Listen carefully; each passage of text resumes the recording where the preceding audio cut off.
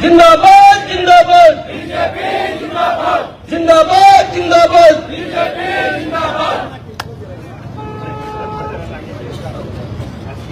धिक्कार धिक्कार धिक्कार धिक्कार ಧಿಕ್ಕಾರ ಧಿಕ್ಕಾರ ಆದ್ಮೇಲೆ ಇವತ್ತು ಭಾರತೀಯ ಜನತಾ ಪಕ್ಷದ ವತಿಯಿಂದ ಇವತ್ತೇನು ಕೋಲಾರ ಜಿಲ್ಲಾ ಬಿಜೆಪಿ ವತಿಯಿಂದ ಬೃಹತ್ ಪ್ರತಿಭಟನೆಯನ್ನು ಹಮ್ಮಿಕೊಂಡಿದ್ದೀವಿ ರಾಜ್ಯ ಸರ್ಕಾರದ ವಿರುದ್ಧ. ಈ ಒಂದು ಕಾರ್ಯಕ್ರಮಕ್ಕೆ ನಮ್ಮ ಪಕ್ಷದ ಜಿಲ್ಲಾಧ್ಯಕ್ಷರಾದಂತ ಓಂಶಕ್ತಿ ಚರ್ಪತಿ ಅವರು ಬಂದಿದ್ದಾರೆ. ಅವರಿಗೆ ನಮ್ಮ ಪಕ್ಷದ ವತಿಯಿಂದ ಸ್ವಾಗತವನ್ನ ಕೋರುತ್ತೇನೆ.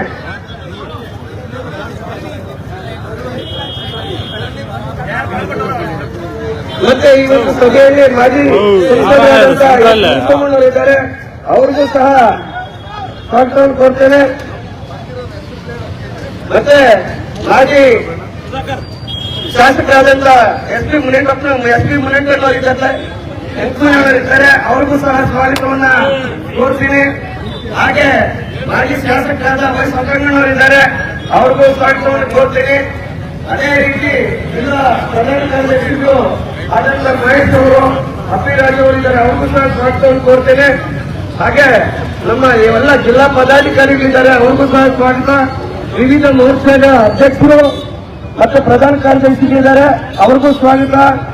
ನಾವು ಮಂಡಳಿ ಇದರಿಂದ ಮಾಜಿ ಅಧ್ಯಕ್ಷರಾದ ವಾಸವಣ್ಣವರಿದ್ದಾರೆ, ಅವ್ರಿಗೂ ಸಹ ಸ್ವಾಗತ. ಹಾಗೆ ನಮ್ಮ ಭಾರತೀಯ ಜನತಾ ಪಕ್ಷದ 9 ಮಂಡಲದ ಅಧ್ಯಕ್ಷರುಗಳಿಗೆ, ಪದಾಧಿಕಾರಿಗಳಿಗೆ, ಪ್ರಧಾನ ಕಾರ್ಯದರ್ಶಿಗಳಿಗೆ, ವಿಶೇಷವಾಗಿ ಮಾತೆಯರಿಗೆ ಎಲ್ರಿಗೂ ಈ ಕಾರ್ಯಕ್ರಮ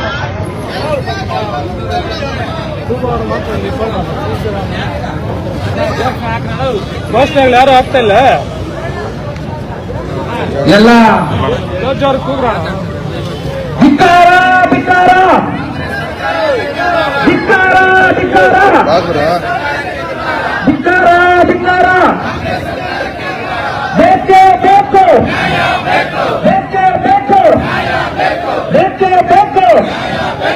ಸರ್ಕಾರ ಅಂತ ಸರ್ಕಾರ, ಸರ್ಕಾರ ಅಂತ ಸರ್ಕಾರ, ಸರ್ಕಾರ ಅಂತ ಸರ್ಕಾರ, ಕಾನೂನಂತೆ ಕಾನೂನು, ಕಾಂಗ್ರೆಸ್ ಸರ್ಕಾರಕ್ಕೆ ಎಲ್ಲ ಆಗ್ತಾ ಬಂದವರೆ. ಇವತ್ತು ಕರ್ನಾಟಕದಲ್ಲಿ ನಡೆಯುತ್ತಿರುವಂತಹ ಅವ್ಯವಹಾರಗಳು ಕಾಂಗ್ರೆಸ್ ಸರ್ಕಾರದ ಜನವಿರೋಧಿ ನೀತಿಗಳನ್ನು ವಿರೋಧಿಸುತ್ತಾ ಇವತ್ತು ನಾವು ಕೋಲಾರ ಜಿಲ್ಲೆಯಲ್ಲಿ ಮಾನವ ಸರಪಳಿ ಮುಖಾಂತರ ಇವತ್ತು ಈ ಪ್ರತಿಭಟನೆ ಹಮ್ಮಿಕೊಂಡಿದ್ದೇವೆ. ನಾವು ಭಾರತೀಯ ಜನತಾ ಪಾರ್ಟಿ ಸತತವಾಗಿ ಹೋರಾಟ ಮಾಡಿ ಯಾವುದೇ ಕಾರಣಕ್ಕೂ ಸಹ ಎಸ್ಸಿಪಿ ಟಿಎಸ್ಸಿ ಅನುದಾನವನ್ನು ಯೋಜನೆಯನ್ನು ಮಾತು ಕೂಡ ಹೇಳಿದ್ದಾರೆ. ಅದಕ್ಕೆ ನಮ್ಮ ಪಕ್ಷದ ವತಿಯಿಂದ ನಾವು ಧಿಕ್ಕಾರವನ್ನು ಸೂಚಿಸ್ತಾ ಇದ್ದೀವಿ, ಖಂಡಿಸ್ತಾ ಇದ್ದೇವೆ. ಇವತ್ತೇನು ನಮ್ಮ ಶಾಸಕರು 18 ಜನ ಅಧ್ಯಕ್ಷರೇ ಈ ತನಕ ಸಭೆಯನ್ನು ಉದ್ದೇಶಿಸಿ ಮಾತನಾಡಿದಂತ ಮಹೇಶ್ ಅವರಿಗೆ ಧನ್ಯವಾದಗಳು. ಈಗ ನಮ್ಮ ಪಕ್ಷದ ಮಾಜಿ ಅಧ್ಯಕ್ಷರು, ನಮ್ಮ ನಾಯಕರು ಆದಂತ ವೆಂಕಟಮುನಿಯಣ್ಣವರು ಮಾತನಾಡಬೇಕಂತ ಅವರಲ್ಲಿ ವಿನಂತಿ ಮಾಡ್ತೀನಿ.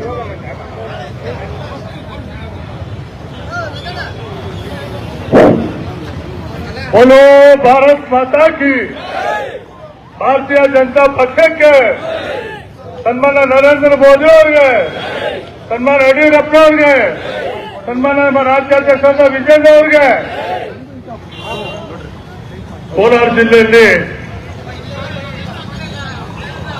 ಪ್ರತಿಭಟನೆ ಹಮ್ಮಿಕೊಂಡಿರ್ತಕ್ಕಂಥ ಎಲ್ಲ ನಮ್ಮ ಹಿರಿಯ ಕಾರ್ಯಕರ್ತರು, ಮಾತೆಯರು,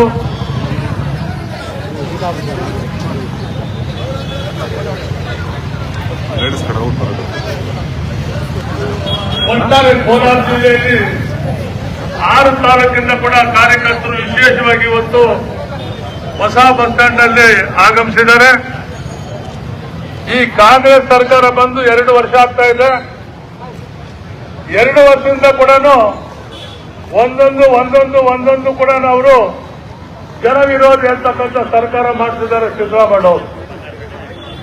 ಬಂದಿದ್ರೆ ಈಗಾಗಲೇ 2024, 25, 26 ಬಜೆಟ್ ಅಲ್ಲಿ SC ಅಮೌಂಟ್ ಕಳೆದ ಬಾರಿ ಕೂಡ ಎರಡು ಬಾರಿ ಕೂಡ 25,000 ಕೋಟಿಗಿಂತ ಹೆಚ್ಚು ಹರಿಜನ, ಗಿರಿಜನ ಮತ್ತು SC ಕಾಲೋನಿಗಳಲ್ಲಿ ಅಭಿವೃದ್ಧಿ ಆಗ್ತಕ್ಕಂಥ ಹಣವನ್ನ ಸರ್ಕಾರಕ್ಕೆ ಕಳಿಸಿಕೊಂಡು ಬರೀ ಭಾಷಣದಲ್ಲಿ ಮಾತ್ರ ನಾವು SC ಪರ ಇದ್ದೀವಿ ಅಂತಕ್ಕಂಥ ಭಾಷೆಗಳು ಅನೇಕ ಕಾಂಗ್ರೆಸ್ ಮುಖಂಡರು ಮತ್ತೆ ಈಗಿರ್ತಕ್ಕಂಥ ಮುಖ್ಯಮಂತ್ರಿಯವರು ಮತ್ತೆ ಡೆಪ್ಟಿ ಸಿಎಂ DK ಶಿವಕುಮಾರ್ ಅವರು ಕೂಡ ಅನೇಕ ಬಾರಿಗಳು ಮಾತಾಡ್ತಾ ಇದ್ದಾರೆ. ಜನಗಳಿಗೆ ತಪ್ಪದಾರಿ ಮಾಡ್ತಕ್ಕಂಥ ವಿಶ್ವಾಸ ಗ್ಯಾರಂಟಿಗಳು ಕೊಟ್ಟು ಇವತ್ತು ಕೂಡ ಒಂದೇ ಒಂದು ಕೋಮಕ್ಕೆ ಸರ್ಕಾರ ಇರಬಾರದು. ನಾನಾ ತರ ಕೋಮಗಳು ಇಡೀ ರಾಜ್ಯದಲ್ಲಿ ಇದೆ. ನೀವು ಮುಸಲ್ಮಾನರು ಓಲೈಸೋದಕ್ಕೆ 4% ಕೊಡ್ತಕ್ಕಂಥದ್ದು ಎಷ್ಟು ಸರಿ ಅಂತಕ್ಕಂಥದ್ದನ್ನು ಇವತ್ತು ಇಡೀ ನಮ್ಮ ರಾಜ್ಯದ ಉದ್ದಗಲೂ ಕೂಡ ಇವತ್ತು ಪ್ರತಿಭಟನೆ ಮಾಡ್ತಕ್ಕಂಥ 2 ದಿವಸದಿಂದ ಮಾಡಕ್ಕೆ ಹೊರಟಿದ್ದೀವಿ. ಕೋಲಾರಲ್ಲಿ ಕೂಡ ಇವತ್ತು ವಿಶೇಷವಾಗಿ ಸಾವಿರಾರು ಸಂಖ್ಯೆಯಲ್ಲಿ ಇವತ್ತು ಒಟ್ಟು ಜನ ಸೇರ್ಕೊಂಡು ಇವತ್ತು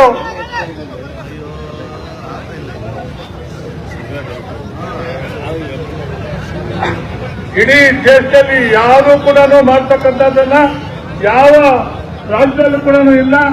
ಆದ್ರೆ ನಮ್ಮ ಕರ್ನಾಟಕದಲ್ಲಿ ಮಾತ್ರ ಈ ತರ ಒಂದು ಕೋಮಕ್ಕೆ ಹೋಲಿಸ್ತಕ್ಕಂಥ ಕೆಲಸ ಮಾಡ್ತಿದ್ದಾರೆ. ಇದ್ರ ಬಗ್ಗೆ ನಾವು ಖಂಡಿತವಾಗಲೂ ಕೂಡ ನಾವು ಖಂಡಿಸ್ತೀವಿ. ಈಗಾಗಲೇ DK ಶಿವಕುಮಾರ್ ಅವರು ಸಂವಿಧಾನವನ್ನೇ ತಿದ್ದುಪಡಿ ಮಾಡ್ತೀವಿ ಅವ್ರಿಗಂತಕ್ಕಂಥ ಮಾತು ಹೇಳಿರೋದ್ರಿಂದ ಇವತ್ತು ನಿಜವಾಗ್ಲೂ ಕೂಡ ತಕ್ಷಣ DK ಶಿವಕುಮಾರ್ ಅವರು ಈ ಮಾತನ್ನ ತಪ್ಪು ಅಂತಕ್ಕಂಥ ಮಾತು ತಿಳ್ಕೊಂಡು ಅವ್ರು ರಾಜೀನಾಮೆ ಕೊಡಬೇಕು. ಒಟ್ಟಾರೆ ಲೆಕ್ಕ ಹಾಕೊಂಡ್ರೆ ಇಡೀ ಕಾಂಗ್ರೆಸ್ ಸರ್ಕಾರ ಇವತ್ತು ಜನರಿಗೆ ಮೋಸ ಮಾಡ್ತಕ್ಕಂಥ ಕೆಲಸ ಮಾಡ್ತಾ ಇದ್ದಾರೆ. ಈ ಕಾಂಗ್ರೆಸ್ ಸರ್ಕಾರ ತಕ್ಷಣ ಎಲ್ಲರೂ ಕೂಡ ರಾಜೀನಾಮೆ ಕೊಡಬೇಕು. ಈ ಪಕ್ಷವನ್ನು ತೊಲಗಿಸಬೇಕು. ಈ ಪಕ್ಷ ಮೊದಲಿಂದ ಕೂಡ ಕಾಂಗ್ರೆಸ್ ಪಕ್ಷ ಎಲ್ಲೋ ಒಂದ್ ಕಡೆ ಒಂದೇ ಕಡೆ ಅವರು ಒಂದ್ ಕಡೆ ಯೋಚನೆ ಮಾಡ್ತಕ್ಕಂಥದ್ದು, ಒಂದು ಜಾತಿಗೆ ಯೋಚನೆ ಮಾಡ್ತಕ್ಕಂಥ ಒಂದು ಕೆಲಸವನ್ನ ಮಾಡ್ತಾ ಇದ್ದಾರೆ. ಅದನ್ನ ಅವರು ತಕ್ಷಣ ಅವರು ಸರ್ಕಾರವನ್ನು ವಜಾ ಮಾಡಿ ಗವರ್ನರ್ ರೂಲ್ ತರಬೇಕಂತ ಮಾತು ಹೇಳಿ ನಾನು ಮಾತನ್ನು ಮುಗಿಸ್ತೇನೆ. ನಮಸ್ಕಾರ. ಈಗ ಈ ಹೋರಾಟವನ್ನ ಉದ್ದೇಶಿಸಿ ಮಾಜಿ ಶಾಸಕರಾದಂತಹ ಸಪ್ಪಂಗಣ್ಣವರು ಮಾತಾಡಬೇಕು ಅಂತ.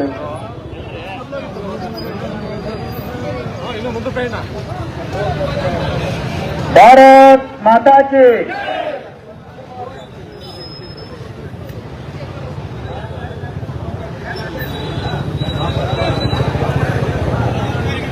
ದಲಿತ ವಿರೋಧಿ ಕಾಂಗ್ರೆಸ್ ಸರ್ಕಾರಕ್ಕೆ, ಹಿಂದೂ ವಿರೋಧಿ ಕಾಂಗ್ರೆಸ್ ಸರ್ಕಾರಕ್ಕೆ, ಮಹಿಳೆಯರ ವಿರೋಧಿ ಕಾಂಗ್ರೆಸ್ ಸರ್ಕಾರಕ್ಕೆ, ರೈತರ ವಿರೋಧಿ ಕಾಂಗ್ರೆಸ್ ಸರ್ಕಾರಕ್ಕೆ,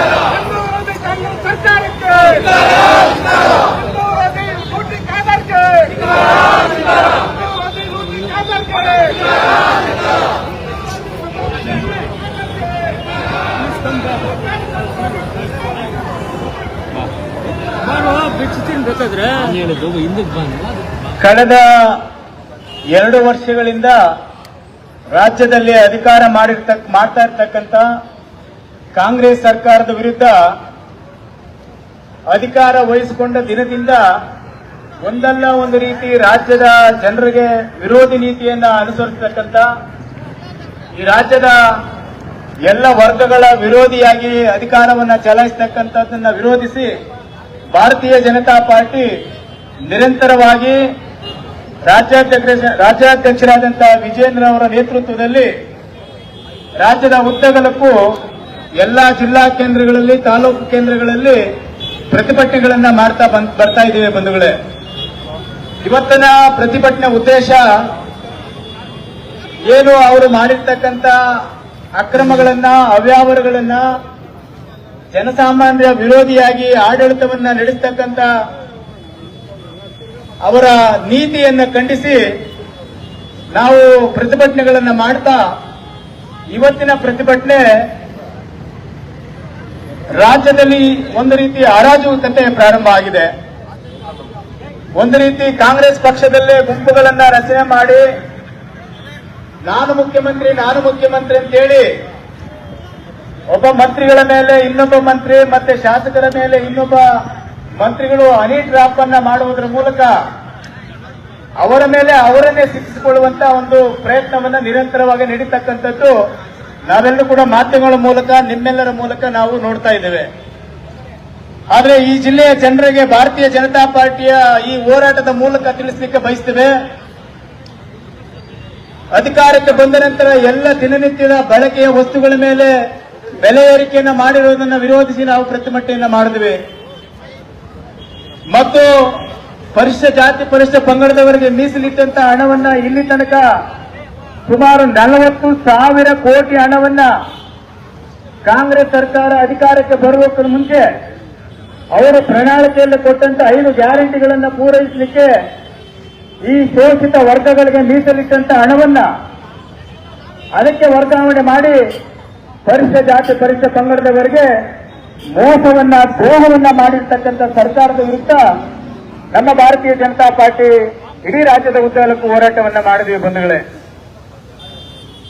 ಮೊನ್ನೆ ನಡೆದಂತ ಆಯವ್ಯಯ ಬಜೆಟಿನ ಮೊದಲು ಇದೇ ಸ್ಥಳದಲ್ಲಿ ಪರಿಶಿಷ್ಟ ಜಾತಿ, ಪರಿಶಿಷ್ಟ ಪಂಗಡದವರಿಗೆ ಮೀಸಲಿಟ್ಟಿದ್ದ ಹಣವನ್ನು ವರ್ಗಾವಣೆ ಮಾಡಬಾರದು, ಆ ಜನರ ಏಳಿಗೆಗೆ ಇಟ್ಟಿರ್ತಕ್ಕಂಥ ಹಣವನ್ನ ಅದಕ್ಕೆ ಬಳಸಿಕೊಳ್ಳಬೇಕು, ಬೇರೆ ಯಾವುದಕ್ಕೆ ಹಣಕ್ಕೆ ಬಳಸ್ಕೋಬಾರದು ನಿಮ್ಮ ಯೋಜನೆಗಳಿಗೆ ಅಂತೇಳಿ ನಾವು ಉಗ್ರವಾದ ಪ್ರತಿಭಟನೆಗಳನ್ನು ಮಾಡಿದ್ವಿ. ಆದರೂ ಕೂಡ ಈ ಬಂಡಗೆಟ್ಟ ಸರ್ಕಾರ, ನೀತಿಗೆಟ್ಟ ಸರ್ಕಾರ ಆ ಹಣವನ್ನ ವರ್ಗಾವಣೆ ಮಾಡಿತು. ಇವತ್ತು ಜನಸಾಮಾನ್ಯರು ಮಾತನಾಡ್ತಾರೆ, ಬಸ್ ಸ್ಟ್ಯಾಂಡ್ಗಳಲ್ಲಿ, ಆಟೋ ಸ್ಟ್ಯಾಂಡ್ಗಳಲ್ಲಿ, ಜನನಿಬಿಡ ಪ್ರದೇಶಗಳಲ್ಲಿ, ಹಳ್ಳಿಗಳಲ್ಲಿ, ಎಲ್ಲ ಪ್ರದೇಶಗಳಲ್ಲಿ ಮಾತನಾಡ್ತಾರೆ, ನಾವು ಯಾತಕ್ಕಾದರೂ ಕಾಂಗ್ರೆಸ್ಗೆ ವೋಟ್ ಹಾಕಿ ಇವರನ್ನು ಅಧಿಕಾರಕ್ಕೆ ತಂದ್ವಿ ಅನ್ನುವಂಥದ್ದನ್ನ ಮಾತಾಡ್ತಾ ಇದ್ದಾರೆ. ಯಾವಾಗ ಈ ಸರ್ಕಾರ ಈ ರಾಜ್ಯವನ್ನು ಬಿಟ್ಟು ತೊಲಗ್ತದೆ ಅನ್ನುವಂಥದ್ದನ್ನು ಕೂಡ ಇದನ್ನು ನೋಡ್ತಾ ಇದ್ದಾರೆ. ಈ ಮಧ್ಯೆ ಕೇವಲ ಮತ ಬ್ಯಾಂಕ್ಗೋಸ್ಕರ ಬಾಬಾ ಸಾಹೇಬರು ಹೇಳಿದ್ರು 1951ರಲ್ಲಿ ಮುಸ್ಲಿಂ ಲೀಗ್ ಎನ್ನುವಂತ ಒಂದು ಸಂಘಟನೆ ಮುಸ್ಲಿಂ ಧರ್ಮಕ್ಕೂ ಮೀಸಲಾತಿ ಕೊಡುವಂತದ್ದನ್ನ ಪ್ರತಿಪಾದನೆ ಮಾಡಿದಾಗ ಈ ದೇಶಕ್ಕೆ ಸಂವಿಧಾನ ಕೊಟ್ಟಂತ ಮಹಾನುಭಾವ ಬಾಬಾ ಸಾಹೇಬ್ ಅಂಬೇಡ್ಕರ್ ಅವರು ಧರ್ಮಾಧಾರಿತವಾಗಿ ಸಂವಿಧಾನವನ್ನು ಕೊಡೋಕೆ ಆಗೋದಿಲ್ಲ, ಇದು ಒಕ್ಕೂಟದ ವ್ಯವಸ್ಥೆ, ಎಲ್ಲ ಧರ್ಮಗಳನ್ನ, ಎಲ್ಲ ಜಾತಿಗಳನ್ನ ಹೊಂದಿರತಕ್ಕಂಥ ದೇಶ, ಅದಕ್ಕಾಗಿ ನಾವು ಧರ್ಮಾಧಾರಿತ ಮೇಲೆ ನಾವು ಮೀಸಲಾತಿಯನ್ನು ಕೊಡೋದಿಲ್ಲ ಅನ್ನುವಂಥ ಮಾತನ್ನ ಅಂದೇ ಬಾಬಾ ಸಾಹೇಬ್ ಅಂಬೇಡ್ಕರ್ ಅವರು ಹೇಳಿದ್ರು.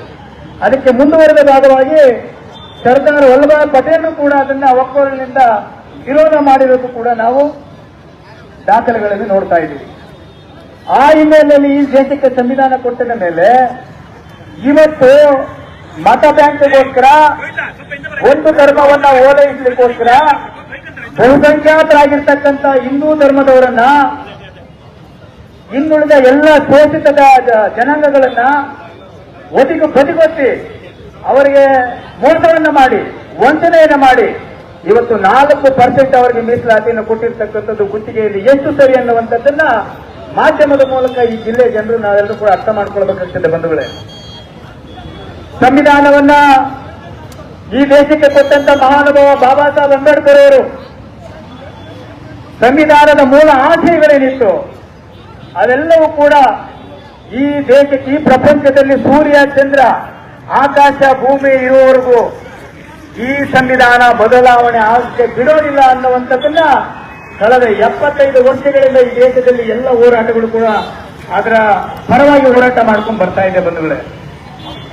ಇವತ್ತು ಕಾಂಗ್ರೆಸ್ ಪಕ್ಷ ನಾವು ದಲಿತರ ಪರವಾಗಿ, ಹಿಂದುಳಿದರ ಪರವಾಗಿ, ಮಹಿಳೆಯರ ಪರವಾಗಿ, ರೈತರ ಪರವಾಗಿ, ದೀನ ದಲಿತರ ಪರವಾಗಿ ನಾವು ಅವರಿಗೆ ಎಲ್ಲ ಯೋಜನೆಗಳನ್ನ ಕೊಟ್ಟು ಅವರನ್ನ ಎಲ್ಲ ಕ್ಷೇತ್ರದಲ್ಲಿ ಮೇಲ್ತರ್ತಕ್ಕಂಥ ಪ್ರಾಮಾಣಿಕ ಪ್ರಯತ್ನವನ್ನ ಮಾಡ್ತೀವಿ ಅನ್ನುವಂಥ ಮಾತನ್ನ ಬರೀ ಭಾಷಣಕ್ಕೆ ಪುಸ್ತಕಗಳಲ್ಲಿ ಮಾತ್ರ ಅವರು ಮೀಸಲಾದರ ಹೊರತು ಕಾರ್ಯಗತ ಆಗುವಂತ, ಅನುಷ್ಠಾನ ಆಗುವಂತ ಯಾವುದೇ ಒಂದು ಯೋಜನೆಯನ್ನ ಕೊಟ್ಟಿಲ್ಲ ಬಂಧುಗಳೇ. ಇವತ್ತು ಭಾರತೀಯ ಜನತಾ ಪಾರ್ಟಿಯ ಮೇಲೆ ಇಲ್ಲಸಲ್ಲದ ಆರೋಪಗಳನ್ನು ಮಾಡಿ ಸಂವಿಧಾನ ವಿರೋಧಿ ಭಾರತೀಯ ಜನತಾ ಪಾರ್ಟಿ ಅನ್ನುವಂಥ ಸುಳ್ಳು ಭಾಷಣಗಳನ್ನ ಮಾಡ್ತಾರೆ, ಸುಳ್ಳು ಹೇಳಿಕೆಗಳನ್ನ ಕೊಡ್ತಾರೆ, ಪ್ರಚೋದನಕಾರಿ ಭಾಷಣಗಳನ್ನ ಮಾಡ್ತಾರೆ, ಶೋಷಿತ ವರ್ಗಗಳನ್ನ ಅವರಿಗೆ ದಿಕ್ಕು ತಪ್ಪಿಸಿ ಭಾರತೀಯ ಜನತಾ ಪಾರ್ಟಿ ಮೇಲೆ ಅಪನಂಬಿಕೆ ಬರುವ ರೀತಿಯಲ್ಲಿ ಅವರು ಮಾಡತಕ್ಕಂತಹ ಕಾರ್ಯವೈಖರಿಗಳನ್ನ ನಾವೆಲ್ಲ ನೋಡ್ತಾ ಬಂದಿದ್ದೇವೆ. ಇವತ್ತು ಸಂವಿಧಾನ ಈ ದೇಶದಲ್ಲಿ ಕೊಟ್ಟ ನಂತರ ಸುಮಾರು 106 ಬಾರಿ ಸಂವಿಧಾನಕ್ಕೆ ತಿದ್ದುಪಡಿ ಮಾಡಿದ್ದಾರೆ. ಬದಲಾವಣೆ ಅಲ್ಲ, ತಿದ್ದುಪಡಿ ಮಾಡಿದ್ದು ಯಾವಾಗ ಅಂತ ಕೂಡ ನಿಮಗೆ ಬೆಳಕಾಗ್ತೇನೆ. 106 ಬಾರಿ ಸಂವಿಧಾನವನ್ನು ತಿದ್ದುಪಡಿ ಮಾಡಿರ್ತಕ್ಕಂಥದ್ರಲ್ಲಿ 75 ಸಾರಿ ತಿದ್ದುಪಡಿ ಮಾಡಿರ್ತಕ್ಕಂಥದ್ದು ಕಾಂಗ್ರೆಸ್ ಸರ್ಕಾರ. ಇನ್ನು ಉಳಿದ ತಿದ್ದುಪಡಿಗಳನ್ನ ನಮ್ಮ ವಾಜಪೇಯಿ ಅವರ ಸರ್ಕಾರದಲ್ಲಿ, ನಮ್ಮ ಇವತ್ತಿನ ಪ್ರಧಾನಮಂತ್ರಿಗಳಾದಂತಹ ನರೇಂದ್ರ ಮೋದಿ ಅವರ ಸರ್ಕಾರದಲ್ಲಿ ತಿದ್ದುಪಡಿಗಳಾಗಿದೆ. ಈ ತಿದ್ದುಪಡಿಗಳನ್ನ ಒಂದು ಉದಾಹರಣೆ ಕೊಡ್ತೇನೆ. ವಾಜಪೇಯಿ ಸರ್ಕಾರದಲ್ಲಿ ತಿದ್ದುಪಡಿ ಆದಂತಹ ಒಂದು ಉದಾಹರಣೆ ನಿಮಗೆ ಕೊಡಬೇಕಂತ ಹೇಳಿದ್ರೆ, ಪರಿಶಿಷ್ಟ ಜಾತಿ ಪರಿಶಿಷ್ಟ ಪಂಗಡದವರಿಗೆ ಇಡೀ ದೇಶದ ಹುದ್ದೆಗಳಕ್ಕೂ ಬಡ್ತಿಯಲ್ಲಿ ಮೀಸಲಾತಿ ಕೊಡಬೇಕು ಈ ಶೋಷಿತ ವರ್ಗಗಳಿಗೆ ಅಂತೇಳಿ ತಿದ್ದುಪಡಿ ತಂದಿದ್ದು ಮಹಾನಾಯಕ ವಾಜಪೇಯಿ ಅವರು. ಅದು ಈ ಶೋಷಿತ ವರ್ಗದವರಿಗೆ, ಅದಕ್ಕಾಗಿ ತಿದ್ದುಪಡಿ. ಇದೇನ್ ಮಾಡಿದ್ರಿ? 1975ರಲ್ಲಿ ಎಮರ್ಜೆನ್ಸಿ ಬಂತು ಈ ದೇಶಕ್ಕೆ. ಅವತ್ತಿನ ಕಾಲದಲ್ಲಿ ಪ್ರಧಾನಮಂತ್ರಿ ಯಾರು? ಶ್ರೀಮತಿ ಇಂದಿರಾ ಗಾಂಧಿ ಅವರು ಈ ದೇಶಕ್ಕೆ ಪ್ರಧಾನಮಂತ್ರಿ ಆದ ನಂತರ ಅವರು ಆಯ್ಕೆಯಾಗಿತ್ತು ಅದಿತ್ತು ಅಂತೇಳಿ ಅಲಹಾಬಾದ್ ಕೋರ್ಟ್ ಅಲ್ಲಿ ಅವರ ವಿರುದ್ಧ ತೀರ್ಪು ಬಂದ ನಂತರ ಆ ತೀರ್ಪಿಗೆ ಎಗೇನೆಸ್ಟ್ ಆಗಿ ನೀವು ರಾತ್ರೋರಾತ್ರಿ ತರಾತುರಿಯಲ್ಲಿ ನೀವು ಕ್ಯಾಬಿನೆಟ್ ಮೀಟಿಂಗ್ ಅನ್ನು ಕರೆದು, ಸಚಿವ ಸಂಪುಟವನ್ನು ಕರೆದು, ನೀವು ಆರ್ಟಿಕಲ್ 38, 39, 40, 41, 42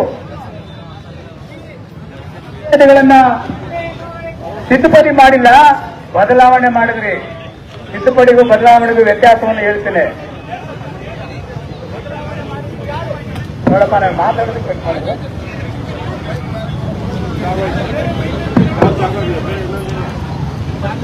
ಶ್ರೀಮತಿ ಇಂದಿರಾ ಗಾಂಧಿ ಅವರು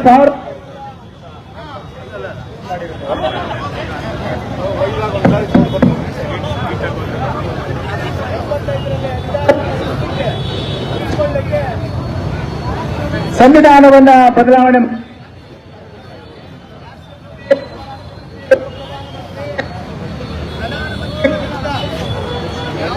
ನ್ಯಾಯಾಲಯದಲ್ಲಿ ಅವರ ವಿರುದ್ಧ ನೀವು ದಾವೆ ಹೂಡಬಾರದು ಅಂತೇಳಿ ಸಂವಿಧಾನವನ್ನ ಬದಲಾವಣೆ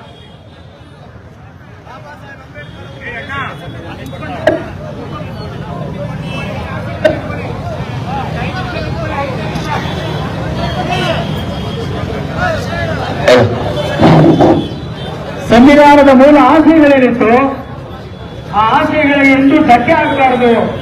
ಅನಿವಾರ್ಯತೆ ಅವಶ್ಯಕತೆ ಈ ದೇಶದ ಜನರಿಗೆ ಒಳಿತು ಆಗುವಂತಹ ಸಂದರ್ಭ ಒದಗಿ ಬಂದರೆ ಮಾತ್ರ ಎಲ್ಲರ ಸಹಕಾರದೊಂದಿಗೆ ತಿದ್ದುಪಡಿ ಮಾಡುವಂತಹ ಅವಕಾಶವನ್ನು ಕೊಟ್ಟರು. ಆದ್ರೆ ನೀವು ದೇಶದ ಜನರಿಗೋಸ್ಕರಕ್ಕೆ ಬದಲಾವಣೆ ಮಾಡಲಿಲ್ಲ, ನಿಮ್ಮ ಅಧಿಕಾರವನ್ನು ಉಳಿಸಲಿಕ್ಕೆ ಬದಲಾವಣೆ ಮಾಡಿದ್ರಿ. ಇದು ಸಂವಿಧಾನಕ್ಕೆ ದ್ರೋಹ ಮಾಡಿದಂತ ಕಾಂಗ್ರೆಸ್ ಪಕ್ಷ. ನಿಮ್ಮ ಅಧಿಕಾರವನ್ನು ಉಳಿಸಲಿಕ್ಕೆ ದ್ರೋಹ ಮಾಡಿದಂತ ಕಾಂಗ್ರೆಸ್ ಪಕ್ಷ. ಸಂವಿಧಾನವನ್ನು ಬದಲಾವಣೆ ಮಾಡಿದ್ದು ನೀವು, ಭಾರತೀಯ ಜನತಾ ಪಾರ್ಟಿ ಅಲ್ಲ. ಅದೇ ಮುಂದುವರೆದ ಭಾಗವಾಗಿ ಇವತ್ತು ನಮ್ಮ ರಾಜ್ಯದ ಉಪಮುಖ್ಯಮಂತ್ರಿಗಳಾದಂಥ ಡಿ.ಕೆ. ಶಿವಕುಮಾರ್ ಅವರು ಸಂವಿಧಾನವನ್ನ ನಾವು ಬದಲಾವಣೆ ಮಾಡ್ತೀವಿ ಅನ್ನುವಂಥ ಮಾತನ್ನು ಹೇಳಿದ್ದಾರೆ. ಇದನ್ನ ಅರ್ಥ ಮಾಡ್ಕೊಳ್ಳಿ. ಸಂವಿಧಾನ ಬದಲಾವಣೆ ಮತ್ತು ತಿದ್ದುಪಡಿ ಈ ಎರಡಕ್ಕೂ ಅರ್ಥ ಬೇರೆ ಬೇರೆ ಇದೆ. ಇದನ್ನ ದಯಮಾಡಿ ತಾವೆಲ್ಲರೂ ಕೂಡ ಅರ್ಥ ಮಾಡ್ಕೊಳ್ಳಿ. ನಮ್ಮ ಸಹೋದರರು ಪಾರ್ಲಿಮೆಂಟ್ ಅಲ್ಲಿ ಅಧಿಕಾರದಲ್ಲಿ ಇದ್ದಂತ ಸಂದರ್ಭದಲ್ಲಿ ತಿದ್ದುಪಡಿಯ ಬದಲಾವಣೆಗಳಾದಂಥ ಸಂದರ್ಭದಲ್ಲಿ ಆರ್ಟಿಕಲ್ 370 ಹೇಗೆ ಜಮ್ಮು ಕಾಶ್ಮೀರದಲ್ಲಿ ದೇಶದ ಎಲ್ಲಾ ಭಾಗಗಳಿಗೂ ಒಂದೇ ಪ್ರಜಾಪ್ರಭುತ್ವದ ಹಕ್ಕು, ಒಂದೇ ಸಂವಿಧಾನ, ಒಂದೇ ಬಾವುಟ, ಒಂದೇ ದೇಶ ಅನ್ನುವಂಥದ್ದು ರೀತಿಯಲ್ಲಿ ಇವರೆಲ್ಲರ ಮತ ಅನುಮೋದನೆ ಮೂಲಕ ನಮಗೆ ಗೃಹ ಮಂತ್ರಿಗಳು, ಪ್ರಧಾನಮಂತ್ರಿಗಳು ಅದಕ್ಕಿದ್ದಂತ ತೊಡಕನ್ನ ನಿವಾರಣೆ ಮಾಡಿರ್ತಕ್ಕಂಥದ್ದು ನಿಮ್ಗೆಲ್ಲರಿಗೂ ಗೊತ್ತಿದೆ. ಅವರು ಕೂಡ ನಮ್ಮ ಮುಂದೆನೆ ಇಲ್ಲಿ ಸಾಕ್ಷಿಯ ಆಧಾರದಲ್ಲಿ ನಿಂತಿದ್ದಾರೆ. ಆದ್ರೆ ಸಂವಿಧಾನವನ್ನು ಬದಲಾವಣೆ ಮಾಡಿ ವಿಜಯಕುಮಾರ್ ಏನ್ ಮಾತಾಡಿ, ನೀವೆಲ್ಲ ಹಿರಿಯರಿದ್ದೀರಿ. ಸಂವಿಧಾನವನ್ನ ಬದಲಾವಣೆ ಮಾಡಬೇಕು ಅಂತೇಳಿ ಡಿ.ಕೆ. ಶಿವಕುಮಾರ್ ಅವರು ಹೇಳಿರ್ತಕ್ಕಂಥ ಅರ್ಥ ಅವರ ಮನಸ್ಸಲ್ಲಿ ಇರ್ತಕ್ಕಂಥದ್ದು ಆಗಲಾರದೆ ಅವ್ರು ಏನ್ ಮಾಡಬೇಕಂತ ಹೊರಟಿದ್ದಾರೋ ಅದು ಮುಂಚಿತವಾಗಿ ಅವರು ಬಾಯಿಂದ ಹೇಳಿಬಿಟ್ಟಿದ್ದಾರೆ. ಇದನ್ನ ನಾವು ಅರ್ಥ ಮಾಡ್ಕೋಬೇಕು. ಹಾಗಾದ್ರೆ ಸಂವಿಧಾನವನ್ನ ಬದಲಾವಣೆ ಮಾಡಬೇಕಂತ ಅಂತ ಇರ್ತಕ್ಕಂಥದ್ದು ಕಾಂಗ್ರೆಸ್ ಬಿಜೆಪಿ ಅನ್ನುವಂಥದ್ದು ತೀರ್ಮಾನ ಮಾಡಲಿ ಜಿಲ್ಲೆಯ ರಾಜ್ಯದ ಜನರು. ಭಾರತೀಯ ಜನತಾ ಪಾರ್ಟಿ ಮೇಲೆ ಇಲ್ಲ ಸಲ್ಲದ ಆರೋಪಗಳನ್ನು ಹೊರಿಸಿ ಭಾರತೀಯ ಜನತಾ ಪಾರ್ಟಿ ಸಂವಿಧಾನವನ್ನು ಬದಲಾವಣೆ ಮಾಡ್ತದೆ ಅಂತ ಇಲ್ಲಿ ಸುಳ್ಳು ಆರೋಪಗಳನ್ನ ಮಾಡಿ ಓಟ್ ತಗೊಂಡ್ರಲ್ಲ, ಯಾರು ಯಾವ ಜನಾಂಗ ಓಟ್ ಕೊಟ್ಟರು ಅವರ ಸಮಾಧಿ ಮೇಲೆ ನೀವು ಅಧಿಕಾರವನ್ನ ಮಾಡ್ತಾ ಇದ್ದೀರಿ. ಇದನ್ನೆಲ್ಲ ಪ್ರಶ್ನೆ ಮಾಡ್ತಾನೆ ಬಂದಿದ್ದೀವಿ. ಆದ್ರೆ ಇತ್ತೀಚಿನ ದಿನಗಳಲ್ಲಿ ನೀವು ಸಂವಿಧಾನವನ್ನೇ ಬದಲಾವಣೆ ಮಾಡ್ತೀವಿ ಅಂತ ಹೇಳ್ತಕ್ಕಂಥದ್ದು ಈ ರಾಜ್ಯ ಅಷ್ಟೇ ಅಲ್ಲ, ಈ ದೇಶದ ಜನ ಒಪ್ಪಿಕೊಳ್ಳೋದಿಲ್ಲ. ಇದು ಕೂಡ ನಾವೆಲ್ಲೂ ಕೂಡ ಬಹಳ ಶಕ್ತಿಯಿಂದ ಪದಾಧಿಕಾರಿಗಳು, ಮುಖಂಡರು ಸೇರಿರ್ತಕ್ಕಂಥದ್ದು ಈ ವಿಷಯಗಳನ್ನ ಪ್ರತಿ ತಾಲೂಕು, ಗ್ರಾಮಗಳಲ್ಲಿ, ಹೋಗುಗಳಲ್ಲಿ ಹೋಗಿ ಹೇಳಿ ಮುಂದಿನ ಹೋರಾಟಗಳಿಗೆ ಸಜ್ಜಾಗಬೇಕು ಅಂತ ಹೇಳಿ ನನ್ನ ಮಾತಿಗೆ ವಿರಾಮ ಕೊಡ್ತೀನಿ. ಭಾರತ್ ಮಾತಾ ಕಿ ಹೇಳಿ.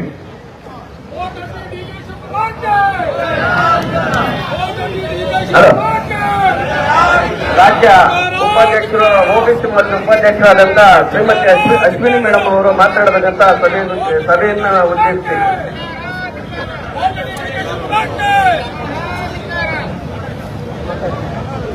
बोलो भारत माता की, ಬಿಜೆಪಿಗೆ. ಕೋಲಾರ ಜಿಲ್ಲೆಯ ನಾಯಕರಾದಂತಹ ವೆಂಕಟ ಮುನಿಯಪ್ಪ ಸರ್ ಅವರೇ, ನಮ್ಮೆಲ್ಲರ ನೆಚ್ಚಿನ ಮಾಜಿ ಸಂಸದರಾದಂತಹ ಮುನಿಸ್ವಾಮಿ ಸರ್ ಅವರೇ, ಮತ್ತೆ ನಮ್ಮ ಮಾಜಿ ಎಂಎಲ್ಸಿ ಆಗಿರುವಂತಹ ಸಂಪಂಗಿ ಸರ್ ಅವರೇ, ಹಾಗೂ ಜಿಲ್ಲಾಧ್ಯಕ್ಷರಾದಂತಹ ಚಲಪತಿ ಸರ್ ಅವರೇ, ಮತ್ತೆ ಎಲ್ಲ ಮೋರ್ಚಾಗಳ ಅಧ್ಯಕ್ಷ, ಪ್ರಧಾನ ಕಾರ್ಯದರ್ಶಿಗಳು ಹಾಗೂ ಎಲ್ಲ ಕಾರ್ಯಕರ್ತ ಬಂಧುಗಳೇ, ನಾವೆಲ್ಲ ಒಂದು ದೊಡ್ಡ ಮಹತ್ ಕಾರ್ಯಕ್ಕಾಗಿ ನಾವಿಲ್ಲಿ ನಿಂತ್ಕೊಂಡಿದ್ದೇವೆ. ಯಾಕೆ ಅಂತಂದ್ರೆ ನಮ್ಮೆಲ್ಲರಿಗೂ ಅನ್ಯಾಯ ಆಗ್ತಾ ಇದೆ. ಒಬ್ಬರಿಗಲ್ಲ, ಇಬ್ಬರಿಗಲ್ಲ, ಪ್ರತಿಯೊಂದು ಜನಾಂಗಕ್ಕೂ, ಹಿಂದುಳಿದ ವರ್ಗಗಳಿಗೆ ಎಲ್ಲರಿಗೂ ಅನ್ಯಾಯ ಆಗ್ತಾ ಇದೆ. ಪರಿಶಿಷ್ಟ ಜಾತಿಯವ್ರಿಗೆ, ಪರಿಶಿಷ್ಟ ಪಂಗಡದವ್ರಿಗೆ, ಹಿಂದುಳಿದ ವರ್ಗದವ್ರಿಗೆ ಯಾವುದಾದ್ರೂ ಒಂದು ಪಕ್ಷ ಈ ದೇಶದಲ್ಲಿ ಒಳಿತು ಮಾಡಕ್ ನಿಂತಿದೆ ಅಂದ್ರೆ ಅದು ಬರೀ ಬಿಜೆಪಿ.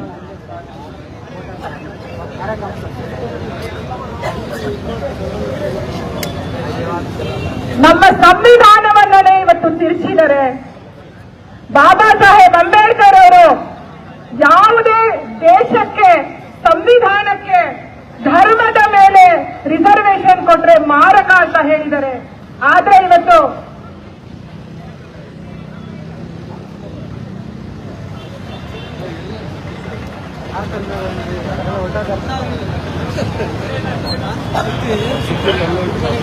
ಸಂವಿಧಾನಕ್ಕೆ ಮಾರಕ ಅಂತ ಹೇಳಿದರೆ, ಅದೇ ಸಂವಿಧಾನಕ್ಕೆ ಇವತ್ತು ಸಿದ್ದರಾಮಯ್ಯನವರು ಓಲೈಕೆಯ ರಾಜಕಾರಣದ ಪರಾಕಾಷ್ಠೆನ ಮೆರೆದಿದ್ದಾರೆ.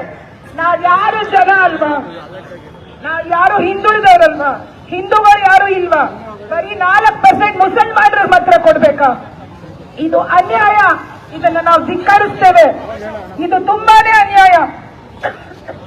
ಕಳೆದ 1.5-2 ವರ್ಷಗಳಿಂದ ಅಲ್ಪಸಂಖ್ಯಾತರು ಅಂತ ಹೆಸರು ಹೇಳ್ಕೊಂಡು ಬರೀ ಮುಸಲ್ಮಾನರಿಗೆ ಓಲೈಕೆ ಮಾಡ್ತಾ ಇದ್ದಾರೆ. ಇವತ್ತು SC STಗೆ, OBCಗಳಿಗೆ ಸೇರ್ಬೇಕಾಗಿರುವಂತಹ 30,000 ಕೋಟಿಗೂ ಹೆಚ್ಚು ಹಣವನ್ನ ಗ್ಯಾರಂಟಿಗಳಿಗೆ ಅಂತ ಹೇಳಿ ಅವರು ಸುಳ್ಳು ಹೇಳಿ ಅಲ್ಲಿ ಗ್ಯಾರಂಟಿನೂ ಕೊಡ್ತಾ ಇಲ್ಲ. ಅಲ್ಲೆಲ್ಲರೂ ಪೆಪೆ ಹೊಡಿತಾ ಇದ್ದಾರೆ. ಗೃಹಲಕ್ಷ್ಮಿ ಅವರು ಎಲ್ಲರೂ ಮಾತೆಯರು. ಇಡೀ ರಾಜ್ಯದಲ್ಲಿ ನಮ್ಮ ಮಹಿಳಾ ಮತ್ತು ಮಕ್ಕಳ ಕಲ್ಯಾಣ ಸಚಿವೆ ನಾಪತ್ತೆ ಆಗ್ಬಿಟ್ಟಿದ್ದಾರೆ ಅವರು. ಇಡೀ ರಾಜ್ಯದಲ್ಲಿ ಅಲ್ಲೂ ದುಡ್ಡು ಹೋಗ್ತಿಲ್ಲ, ಇಲ್ಲಿ ಬಡವರಿಗೂ ಸಿಗ್ತಾ ಇಲ್ಲ.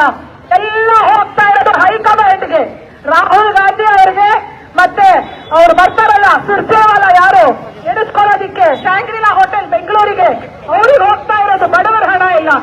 ಇದನ್ನ ಬಿಜೆಪಿ, ಭಾರತೀಯ ಜನತಾ ಪಕ್ಷ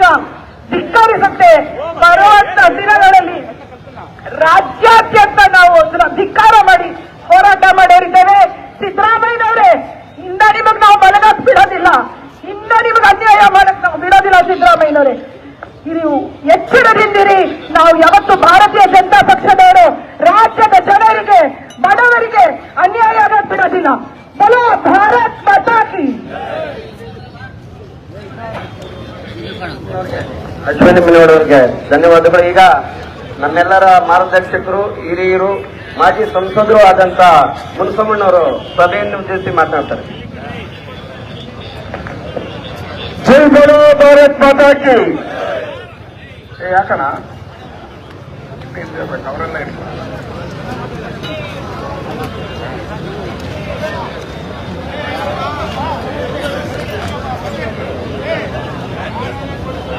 ಬಹುಸಂಖ್ಯಾತರ ಹಣವನ್ನ ಅಲ್ಪಸಂಖ್ಯಾತರಿಗೆ ಕೊಡ್ತಾ ಇರತಕ್ಕಂಥ ಸಿದ್ದರಾಮಯ್ಯನವರಿಗೆ, ದಲಿತ ವಿರೋಧಿ ಸಿದ್ದರಾಮಯ್ಯನವರಿಗೆ ಧಿಕ್ಕಾರ, ಧಿಕ್ಕಾರ.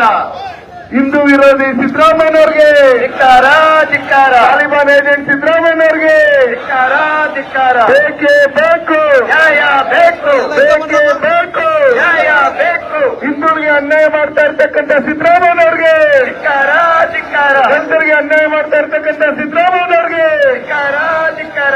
ಕಾಂಗ್ರೆಸ್ ಸರ್ಕಾರಕ್ಕೆ ಧಿಕ್ಕಾರ, ಧಿಕ್ಕಾರ. ಬೇಕೇ ಬೇಕು, ನ್ಯಾಯ ಬೇಕು. ಬಂಧುಗಳೇ, ಈ ದಿನ ಏನು ನಾವು ಕೋಲಾರ ಜಿಲ್ಲೆಯಲ್ಲಿ ಭಾರತೀಯ ಜನತಾ ಪಾರ್ಟಿ ವತಿಯಿಂದ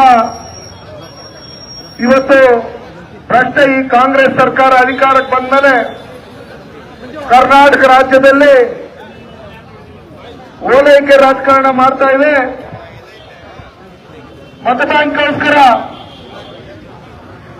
ಹಿಂದೂಗಳು ಯಾರು ಮುಂದೆ ಬರುವಂತ ಚುನಾವಣೆಗಳಲ್ಲಿ ನಮ್ಗೆ ವೋಟ್ ಹಾಕಲ್ಲ ಅಂತ ಹೇಳಿ ಇವತ್ತು ಮುಸ್ಲಿಮ್ಸರನ್ನ ಮೆಚ್ಚುವಂತ ಕೆಲಸ, ಅವ್ರನ್ನ ಓಲೈಸುವಂತ ಕೆಲಸಗಳನ್ನ ಇವತ್ತೇನು ಸಿದ್ದರಾಮಯ್ಯನವರು ಮಾಡ್ತಾ ಇದ್ದಾರೆ. ಡಾಕ್ಟರ್ ಬಾಬಾ ಸಾಹೇಬ್ ಅಂಬೇಡ್ಕರ್ ಅವರು ಯಾವುದೇ ಜಾತಿ ಆಧಾರಿತ, ಧರ್ಮ ಆಧಾರಿತದಲ್ಲಿ ಮೀಸಲಾತಿ ಕೊಡಬಾರ್ದು ಅಂತ ಹೇಳಿದ್ರೇನು, ಸಂವಿಧಾನ ಸಂವಿಧಾನ ಅಂತ ಹೇಳಿ ಸಂವಿಧಾನದ ಪ್ರತಿಯನ್ನ ಪ್ರತಿದಿನ ರಾಹುಲ್ ಗಾಂಧಿ ಅವರ ಕೈಯಲ್ಲಿ ಇಟ್ಕೊಂಡು ನೋಡಿಸ್ತಾ ಅವ್ರು ನೋಡಿಸ್ತಾ ಇದ್ದೀವಿ. ಇದಕ್ಕೆ ಅನ್ಸುತ್ತೆ ಡಿ ಕೆ ಶಿವಕುಮಾರ್ ಕೇಳ್ಕೊಟ್ಟಿದ್ರು, ನಾವು ಬದಲಾಯಿಸ್ತೀರಿ ಇದನ್ನ ಅಂತೇಳಿ. ಅದಕ್ಕೋಸ್ಕರ ಡಿ ಕೆ ಶಿವಕುಮಾರ್ ಅವರು ನಾವು ಏನು ಗುತ್ತಿಗೆಯಲ್ಲಿ 4% ರಿಸರ್ವೇಶನ್ ಕೊಡ್ತೀರಿ ಅಂತ ಹೇಳಿ ಇವತ್ತು ತಂದಿದ್ದಾರೆ. ಅದು ಸಂವಿಧಾನದ ವಿರುದ್ಧವಾಗಿದೆ ಅಂತ ಕ್ವಶನ್ ಕೇಳಿದಾಗ ನಾವು ಬೇಕಾದ್ರೆ ಸಂವಿಧಾನನೇ ಬದಲಾಯಿಸ್ತೀರಿ ಅಂತ ಹೇಳಿದಂತ ಡಿ ಕೆ ಶಿವಕುಮಾರ್ಗೆ ಒಂದು ಧಿಕ್ಕಾರವಿರಲಿ. ಸಿದ್ದರಾಮಯ್ಯನವರೇ, ಮೊದಲಿಂದಲೂ ಡಾಕ್ಟರ್ ಬಾಬಾ ಸಾಹೇಬ್ ಅಂಬೇಡ್ಕರ್ಗಾಗ್ಲಿ ಅವ್ರು ಬರ್ತಂತ ಸಂವಿಧಾನಕ್ಕಾಗ್ಲಿ ಕಾಂಗ್ರೆಸ್ವರಿಂದ ಎಷ್ಟು ಅನ್ಯಾಯ ಆಗ್ತಾ ಇತ್ತು, ಎಷ್ಟು ತೊಂದರೆ ಮಾಡ್ತಾ ಇದ್ರು ಕಾಂಗ್ರೆಸ್ ಅವರು ಅಂಬೇಡ್ಕರ್ ಅವರಿಗೆ ಅಂತ ಹೇಳಿ ಇಡೀ ದೇಶದ ಜನತೆ ಕೊಟ್ಟು, ಆಗಿರ್ತಕ್ಕಂಥ ಸಂದರ್ಭದಲ್ಲಿ ನೀವು ಬಣ್ಣ ಹಾಕೊಂಡು ಅಂಬೇಡ್ಕರ್ ಅಂಬೇಡ್ಕರ್ ಅಂತ ಹೇಳಿ ವೋಟ್ ಬ್ಯಾಂಕ್ಗೋಸ್ಕರ ನೀವು ಅಂಬೇಡ್ಕರ್ ಹೇಳ್ತಾ ಇದ್ದೀರಿ ವಿನಃ ಇವತ್ತು ಅಂಬೇಡ್ಕರ್ ಬರೆದಿರ್ತಕ್ಕಂಥ ಸಂವಿಧಾನವನ್ನು ಬದಲಾಯಿಸಬೇಕು ಅಂತ ಹೇಳಿ ನಿಮ್ಮ ನಿಜ ಬಣ್ಣ ಇವತ್ತು ಬಯಲಾಗಿದೆ. ನಾವು ಕೇಳ್ತೀವಿ ಇವ್ರಿಗೆ, ಕರ್ನಾಟಕ ರಾಜ್ಯದಲ್ಲಿ ಯಾರು ಬಹುಸಂಖ್ಯಾತರು ನಿಮ್ಗೆ ವೋಟ್ ಹಾಕಿಲ್ಲ, ಗೌಡ್ರು ವೋಟ್ ಹಾಕಿಲ್ವಾ, ಲಿಂಗಾಯತ್ ವೋಟ್ ಹಾಕಿಲ್ವಾ, ಎಸ್ಸಿ ವೋಟ್ ಹಾಕಿಲ್ವಾ, ಬಂಧುಗಳು ವೋಟ್ ಹಾಕಿಲ್ವಾ, ಕುರುಬರು ವೋಟ್ ಹಾಕಿಲ್ವಾ, ಪರಿಶಿಷ್ಟ ಜಾತಿ ಪರಿಶಿಷ್ಟ ಜನರು ವೋಟ್ ಹಾಕಿಲ್ವಾ? ಪ್ರತಿಯೊಬ್ಬರು ವೋಟ್ ಹಾಕಿ ಏನೋ ಅಹಿಂದ ನಾಯಕರು ಸಿದ್ದರಾಮಯ್ಯನವರು ನಮ್ಗೆಲ್ಲ ಒಳ್ಳೇದ್ ಮಾಡ್ತಾರೆ ಅಂತ ಹೇಳಿ ವೋಟ್ ಹಾಕಿದ್ರೆ, ನೀವು ವೋಟ್ ಹಾಕಿದ್ದಾದ್ಮೇಲೆ ನೀವು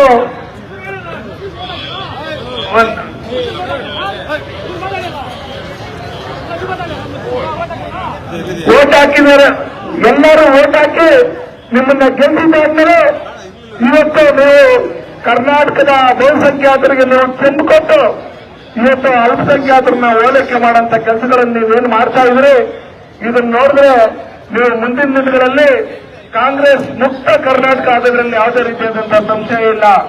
ಇವತ್ತು ಕರ್ನಾಟಕ ರಾಜ್ಯದಲ್ಲಿ ನಮ್ಮ ಭಾರತೀಯ ಜನತಾ ಪಾರ್ಟಿ ಅಧ್ಯಕ್ಷರಾದಂತಹ ಪಿ ವಿಜೇಂದ್ರ ಅವರು, ವಿರೋಧ ಪಕ್ಷದ ನಾಯಕರಾದಂತಹ ಅಶೋಕ್ ಅಣ್ಣವರು, ನಮ್ಮ ಪಕ್ಷದ ಹಿರಿಯ ಎಲ್ಲ ಮುಖಂಡರುಗಳು ಸೇರಿ ಇಡೀ ಕರ್ನಾಟಕ ರಾಜ್ಯದಲ್ಲೆಲ್ಲ ನಾವು ಹೋರಾಟವನ್ನು ಮಾಡ್ತಾ ಇದ್ದೀರಿ. ಬಹುಸಂಖ್ಯಾತರು ನಾವು ಕಟ್ಟಂತ ತೆರಿಗೆಗಳೇನಿದೆ, ನಮ್ಮ ತೆರಿಗೆಯಿಂದ ಇವತ್ತು ಅಲ್ಪಸಂಖ್ಯಾತರನ್ನ ಓಲೈಕೆ ಮಾಡ್ತಾ ಇರ್ತಕ್ಕಂಥದನ್ನ ನಾವು ಖಂಡಿಸ್ತೀರಿ. ಇದು ಕೂಡಲೇ ಇದು 4% ರಿಸರ್ವೇಶನ್ ಏನು ಕೊಟ್ಟಿದ್ದೀರಿ ಗುತ್ತಿಗೆಯಲ್ಲಿ, ಅದನ್ನ ವಾಪಸ್ ತಗೋಬೇಕು. ಮತ್ತೆ ಕೂಡಲೇ ಡಿ ಕೆ ಶಿವಕುಮಾರ್ ರಾಜೀನಾಮೆ ಕೊಡಬೇಕು.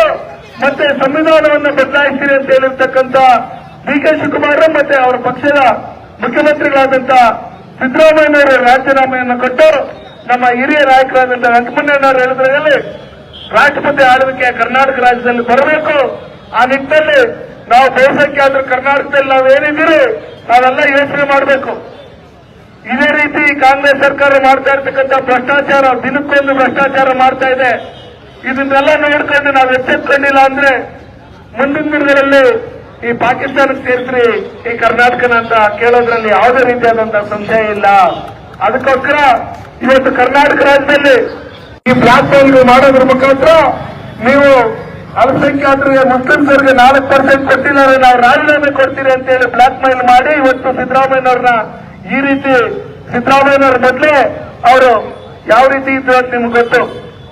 ಅದರಿಂದ ಇವತ್ತು ಇವರು ನಡ್ಕೊಳ್ತಾ ಇರ್ತಕ್ಕಂಥ ರೀತಿ ನೋಡಿದ್ರೆ ಮುಂದಿನ ದಿನಗಳಲ್ಲಿ ಕರ್ನಾಟಕ ರಾಜ್ಯದಲ್ಲಿ ಭಾರತೀಯ ಜನತಾ ಪಾರ್ಟಿ 150ಕ್ಕೂ ಹೆಚ್ಚು ಸೀಟುಗಳನ್ನ ಶಾಸಕರ ಗೆಲ್ಲುವುದಕ್ಕಂತ ನಾವು ಪರ್ಮನೆಂಟ್ ಆಗಿ ಕರ್ನಾಟಕ ರಾಜ್ಯದಲ್ಲಿ ಭಾರತೀಯ ಜನತಾ ಪಾರ್ಟಿ ಅಧಿಕಾರಕ್ಕೆ ಬರಬೇಕು.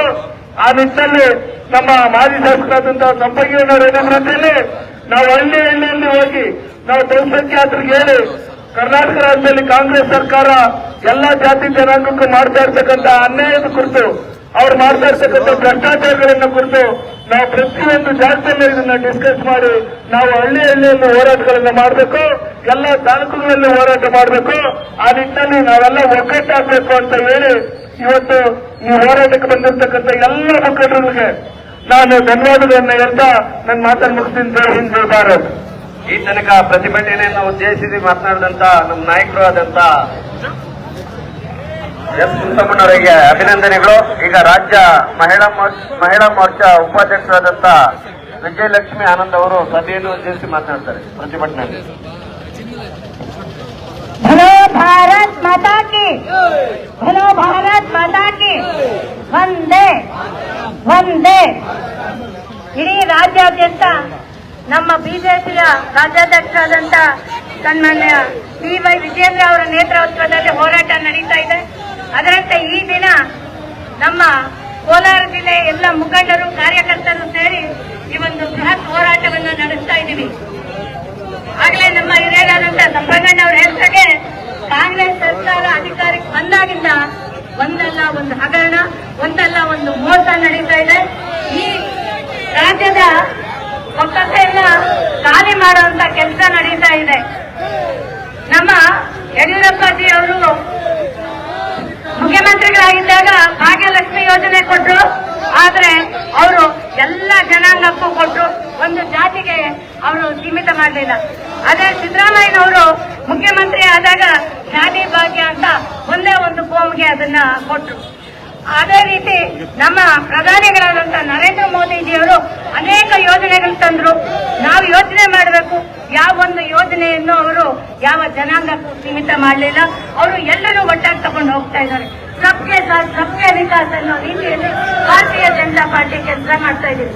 ಭಾರತೀಯರೆಲ್ಲ ಒಂದು, ಕರ್ನಾಟಕದವರೆಲ್ಲ ಒಂದು, ನಾವೆಲ್ಲ ಭಾರತೀಯರು, ನಾವೆಲ್ಲ ಕನ್ನಡಿಗರು ಒಂದಾಗಿರ್ಬೇಕು ಅಂತ ಯಾವುದೇ ಒಂದು ಯೋಜನೆಯನ್ನು ತಂದ್ರು ಎಲ್ಲರಿಗೂ ಗಮನ ಕೊಡ್ತಾ ಇದ್ದಾರೆ. ಆದರೆ ಈ ಕಾಂಗ್ರೆಸ್ ಸರ್ಕಾರ ಅಧಿಕಾರಕ್ಕೆ ಬಂದ ನಂತರ ವಾಲ್ಮೀಕಿ ನಿಗಮದ ಹಣವನ್ನು ಅವರ ಚುನಾವಣೆ ಗೆಲ್ಲೋದಕ್ಕೆ ಉಪಯೋಗಿಸ್ತಾರೆ.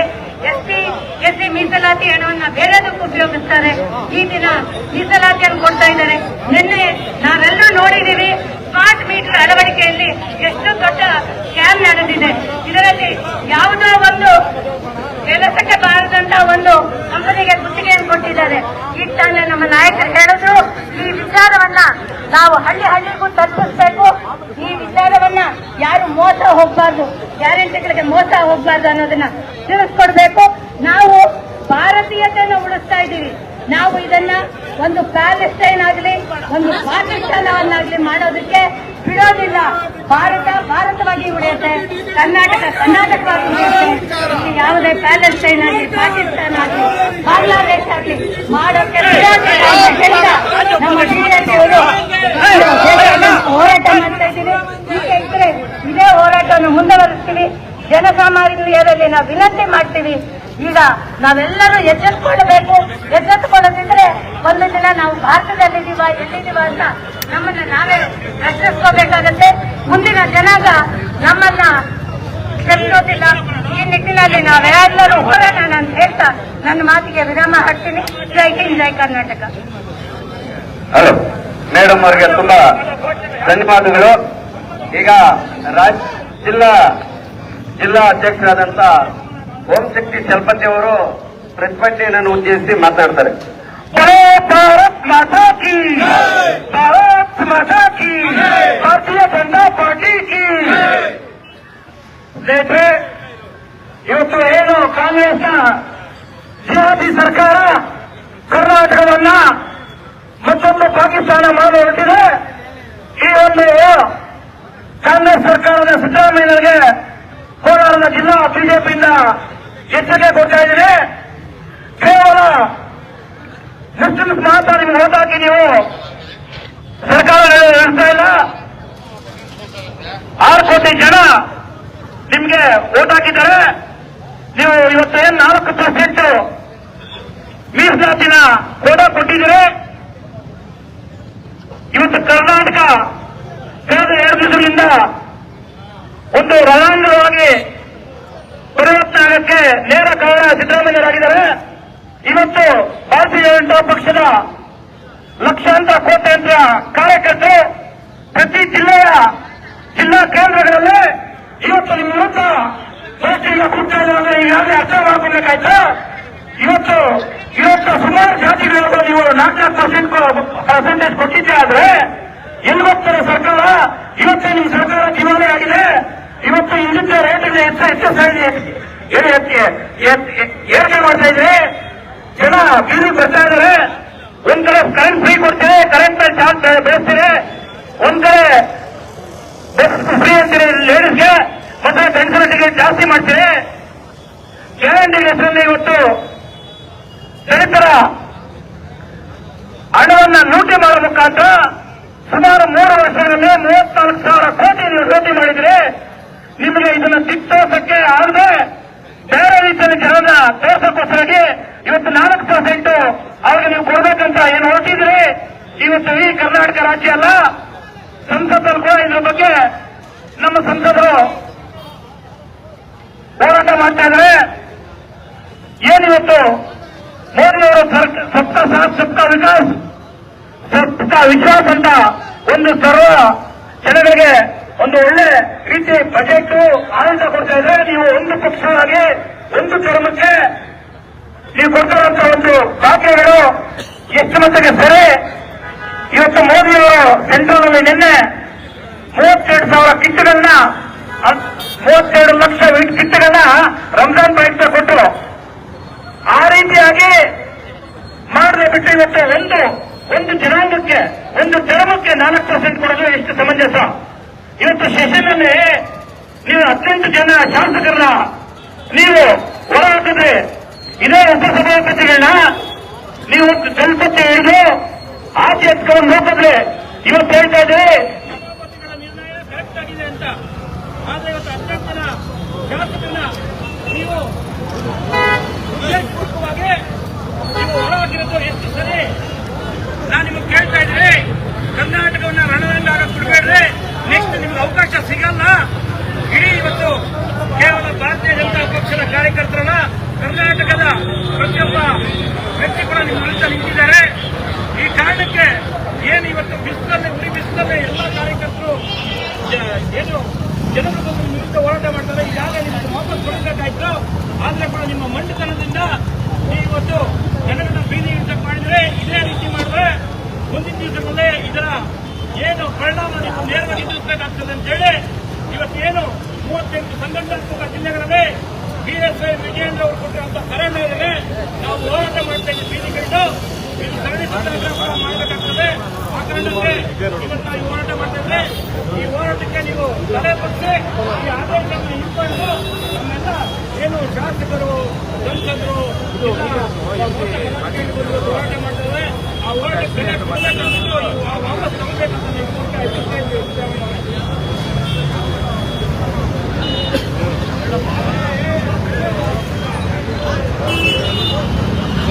भारत माता की भारतीय जनता पार्टी के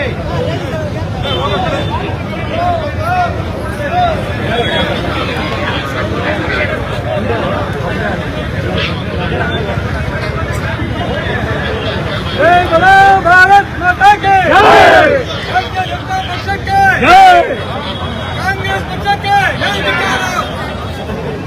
कांग्रेस पक्ष के है निकालो शिवकुमार है निकालो शिवकुमार है निकालो रौड़ी उप मुख्यमंत्री डी.के. शिवकुमार के रौड़ी चुनाव उप मुख्यमंत्री डी.के. शिवकुमार के ಶಿವಕುಮಾರ್ಗೆ ಹೇಳಿ ಧಿಕ್ಕಾರ ಬಂಡೆ ಶಿವಕುಮಾರ್ಗೆ ಹೇಳಿ ಧಿಕ್ಕಾರ ಕರ್ಪೂರ ಬಂಡೆ ಶಿವಕುಮಾರ್ಗೆ ಹೇಳಿ ಧಿಕ್ಕಾರ ಹೇಳಿ ಧಿಕ್ಕಾರ ಶಿವಕುಮಾರ್ಗೆ ಹೇಳಿ ಧಿಕ್ಕಾರ ಸಿದ್ದರಾಮಯ್ಯ ಹೇಳಿ ಧಿಕ್ಕಾರ ಸಂವಿಧಾನ ವಿರೋಧಿ ಶಿವಕುಮಾರ್ಗೆ ಸಂವಿಧಾನ ವಿರೋಧಿ ಡಿ.ಕೆ. ಶಿವಕುಮಾರ್ಗೆ